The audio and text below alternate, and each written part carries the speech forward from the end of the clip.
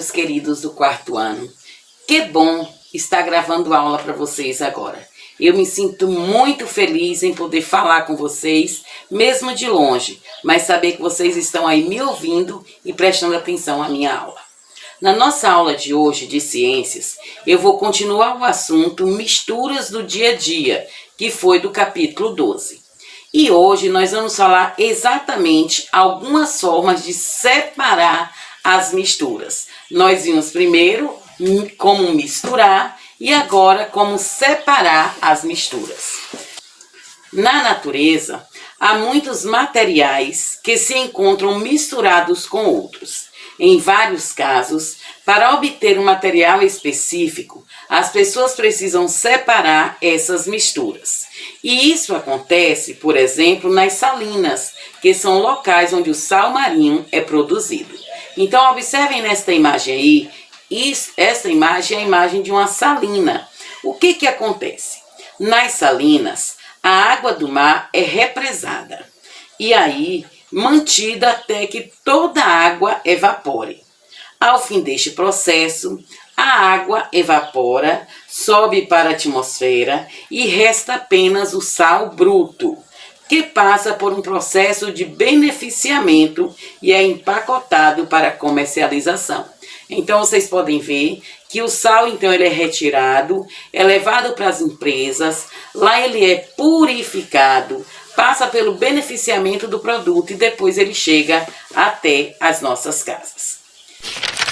O processo também de decantação é um método físico que é usado para separar misturas heterogêneas, que pode ser de dois tipos: líquido sólido e líquidos immiscíveis, ou seja, quando tem dois líquidos e você quer separar esses dois líquidos.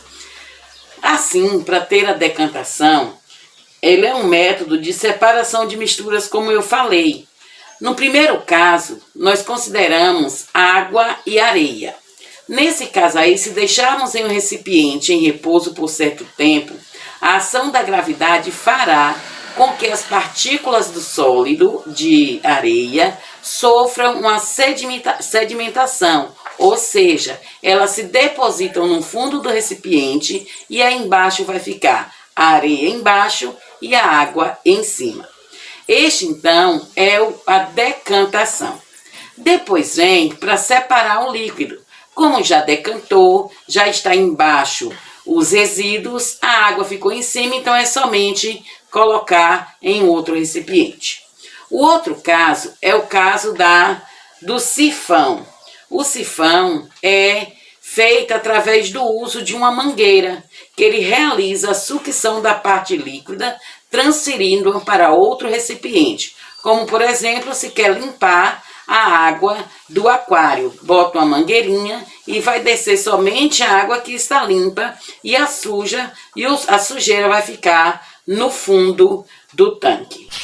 No preparo de determinados alimentos, são utilizados os seguintes métodos de separação de misturas: catação, ventilação e peneiração.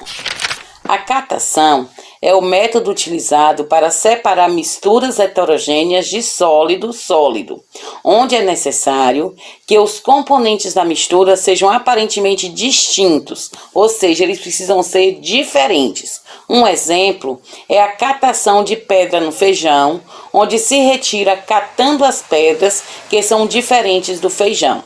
Isso também pode acontecer no arroz ou em outras coisas que você precisa catar para tirar o estragado do que está bom. A ventilação é o método de separação para sistema sólido-sólido, no qual o sólido menos denso é arrastado por uma corrente de ar. E um bom exemplo disso é a separação das cascas dos grãos de arroz, do amendoim torrado, entre outros. O processo de peneiração é usado para separar sólidos granulados com partículas de tamanhos diferentes. O exemplo, a peneiração da farinha de trigo. E também na peneiração nós podemos ver quando a mamãe faz aquele macarrão delicioso, ela precisa colocar na peneira para descer a água e ficar somente o macarrão. É possível também fazer a separação magnética para atrair metais, e isto se dá no ímã. Veja essas duas imagens. A primeira está usando para separar os metais de uma grande quantidade, aí usa esse ímã gigante. Já no outro, o ímã está atraindo a limária de ferro que estava misturada em algumas outras coisas. Como, por exemplo, se cai no chão os alfinetes e a costureira quer tirar esses alfinetes do chão, ela pode pegar um ímã e aí esse ímã vai atrair os alfinetes que estavam caídos pelo chão. Uma outra forma de separar é o método de levigação. Esse daí é o que acontece na separação do ouro, porque o ouro ele se encontra misturado com terra. Então no rio eles colocam água na bacia junto com a terra e aí vai lavando, e o que acontece? Essa terra vai saindo, vai subindo e no final só vai ficar o ouro, que ele dessa cor, mas depois ele passa por um método que ele vai ficar brilhando. Então esse é o método de levigação. O lixo. O lixo é uma mistura que exige muitos cuidados.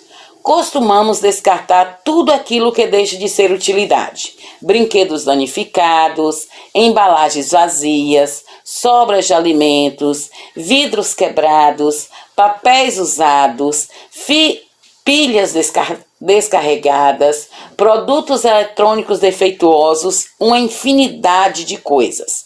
Essas e muitas outras coisas são misturadas e se tornam lixo. O lixo é uma mistura que provoca sérios danos ambientais, como a poluição do solo, da água e dos lençóis d'água subterrâneos. A elevada concentração de lixo em locais inapropriados pode torná-los habitats de ratos, baratas e outros animais causadores de doenças.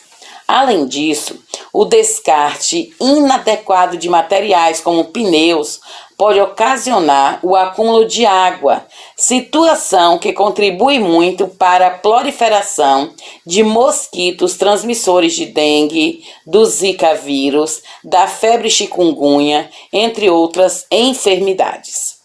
Entre as atitudes necessárias para solucionar os problemas causados por essa mistura, destaca-se a coleta seletiva, isto é, a separação dos itens descartados. Essa prática facilita o processo de reciclagem e de reuso desses materiais. Então, muitos dos materiais que jogamos nos lixos, eles poderiam ser reaproveitados, mas nós fazemos o que? Descartamos no meio do lixo comum. Para não ajuntar tantos animais e trazer tantas doenças, nós precisamos fazer a coleta seletiva. E a coleta seletiva, no que ela consiste? Consiste em separar o lixo para diferentes fins. Como, por exemplo, num vasinho azul. No vasinho azul é para papel. Que entra jornais, revistas, listas telefônicas, papel sulfite, folhas de caderno, caixas, cartazes e aparas de papel. O segundo vasinho, que é o vasinho verde, ele é utilizado para o vidro, tudo que é de vidro, copos, vidro e também algumas coisas de plástico, como copos, sacos, frascos, tampas, potes, canos e embalagem PET. Existe também os de metal, que é o amarelo, que vai para latas, tampinhas, chapas, parafusos, dentre outros. E o vermelho, que é para plástico, que é garrafas, copos e várias outras coisas que é feitas de plástico. Esta é a coleta seletiva e o local adequado para descartar o nosso lixo. Então, prestemos bastante atenção ao nosso lixo, separando com cuidado para que ele não traga doenças para as pessoas e também para os nossos bichinhos de estimação. Um beijo para vocês e até a nossa próxima aula.